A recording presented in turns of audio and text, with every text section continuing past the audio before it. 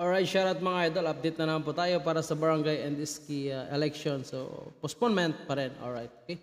Kasi nga, nakapasa na ito no, sa third reading ng Kamara or House of Representatives. So, itong pinopush ni Senator Amy Marcos, itong Senate Bill 1306 ng postponement of barangay and iski election into first Monday of December 2023.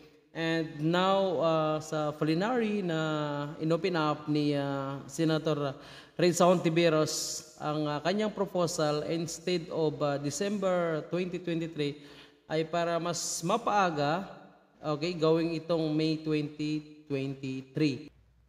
Madam Chair, if I may proceed. Mr. President, Madam Chair, this is just a short manifestation and a question on the proposed postponement of the Barangay SK elections. To date, Congress has already enacted several laws postponing the Barangay and SK elections and in effect, overextended the terms of the barangay officials. My office has received the position paper from our barangay youth leaders, signed by more than 100 members of the Model SK network. And I would just like to put their position on record because our young people need to be heard. According to these SK leaders, ang muling pagpapaliban ng halalan ay may implikasyon sa makabuluhang demokrasya. This postponement, which is not the first, is a setback to democracy and a disincentive to participation. Mr. President and Madam Chair, I echo our young leaders in the barangays that elections are essential in strengthening our democracy, especially at the grassroots. By holding elections, our young leaders asserted, which I also agreed with in principle, we guarantee the right to vote, create opportunities to hold barangay leaders accountable, and incentivize leaders' performance for good barangay governance. That's for the record, good Chair and Mr. President. Thank you. Yes, Madam Thank you Chair. very much to Senator Hontiveros. We shall consider that position even up to the BICAM level. Maraming salamat, Madam Chair. I will certainly transmit the response of the good Chair to the Model SK Network leaders.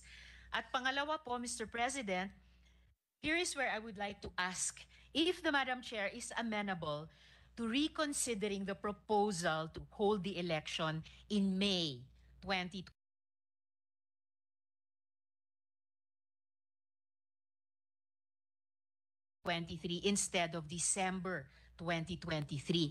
And I'm asking this as many of the barangay leaders, people's organizations, and other stakeholders I've talked to are inclined to support the more reasonable holding of elections in May 2023.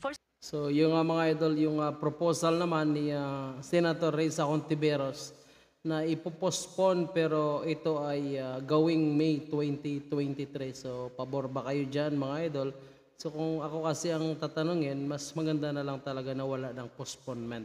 Several reasons. It is within the 7 months needed preparatory time by the COMELEC, less required additional funding to support the elections, enable our barangay and SK leaders to serve office for 5 years. Although not as much as almost double their original 3-year terms if we postpone till December 2023. And lastly, so we can align the next dates of the elections with that of the period of 3 years, as anyway also proposed in the committee report. So at the proper time, I will propose this amendment and hope for the consideration of the good Chair. So maganda rin yung proposal ni Senator Risa Hontiveros na gawing May 2023, medyo mapaaga. So siguro kung pag-uusapan natin yung budget ng COMELEC ay baka mas mababa yung ang kagustuhang paaprobahan o hingiin ng COMELEC kaysa December 2023 na halos magdadagdag sila ng budget na halos 8 billion, so almost double. Siguro kung May 2023, if itong proposal ni Senator Risa Hontiveros ay aprobahan Senado. So medyo maliit siguro yung magiging additional na budget kung budget yung pag-uusapan po natin. Pero siyempre ang author pa rin kung i-amend niya yung kanyang unang proposal, itong Senate Bill 1306, kung papayag siya. Pero titingnan natin kung ano naman yung response ni Senator Amy Marcos sa proposal na ito na May 2023 ni Senator Risa Hontiveros. Yes, thank you very much. And that has been much discussed, that May 2023 was more attuned to the purpose of this postponement.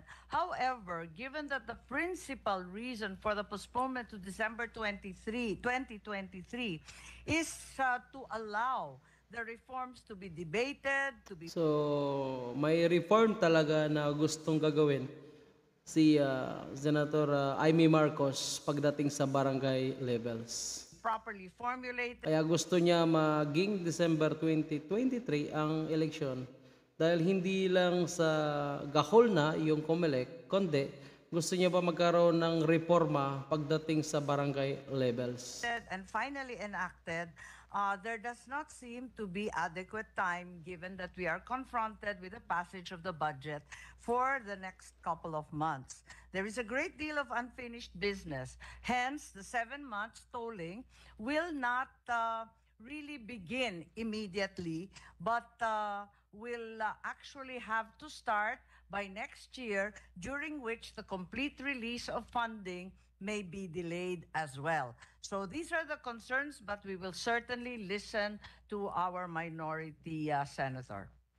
Thank you, Madam Chair. I will, however, based on that, need to reiterate my concurrence with one of the opinions proffered yesterday by the minority leader in his interpellation of the good chair, that if the reforms we want to implement in our electoral system are the main reason to decide one way or the other on this bill, di pwedeng gawing bahagi na lamang yung pagtatrabaho sa mga reformang iyon right after either as scheduled or earlier scheduled elections for the barangay and SK. And perhaps consistent also with the preference of our young leaders in the model SK network, this matter of the one proposed amendment on the date will necessarily become a prejudicial question for this representation. But thank you very much. Agyamanak, good Madam Chairperson. Salamat kaayo, Mr. President. Thank you very much. And we will consider all the suggestions of our minority leadership. Majority Leader. Okay, yeah. Yes, Mr. President. Amendment from Senator Alan Peter Cayetano. In page 2, line 20, after the period, delete the quotation mark and add the phrase as follows. Provided further, comma, that individuals otherwise eligible as candidates in the December 2022 Sangguniang Kabataan elections shall still be qualified to run for the December 2023 Sangguniang Kabataan elections, subject to style, Mr. President. Is there any objection to the amendment? There being none, amendments accepted. Minority Senator Risa Hontiveros, recognized. Salamat kaayo, Mr. President, and with many thanks to the good sponsor for giving way that I may still make of record my proposed amendment and the decision of the Madam Chair about this. I move that by way of amendment that the date of the election be fixed instead of in December 2023 referring specifically to page 3, line 5, instead of December 2023 to hold the election in May 2023. I so move, Mr. President.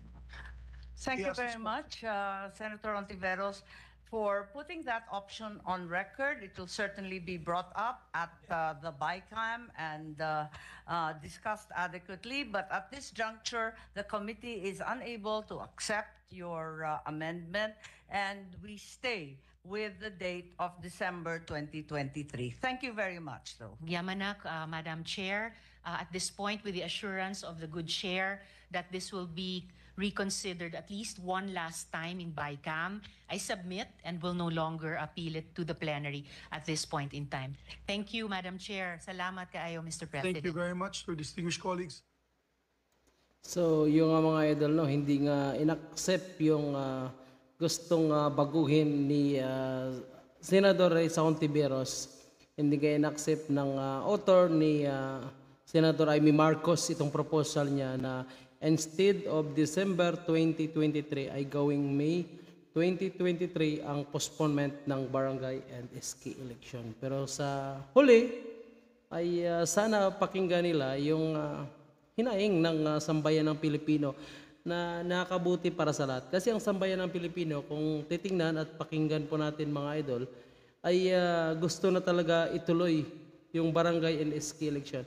Ngayong May 22, ngayong December, ngayong December 2022. Ayan, kasi nga, di ba, marami na umanong mga abusadong barangay official. So, siyempre, except dyan yung mga nagtatrabaho ng maayos sa ating barangay level. So, congratulations po sa inyong lahat. And titingnan pa natin. So, yan po yung update natin ngayon. Kasi marami pa itong changes, marami pa itong pag-uusap, mayroong plenary, meron pa itong mga amendments ng content ng postponement ng barangay and SK election. So, yun po yung abangan natin. Maraming salamat sa inyong lahat.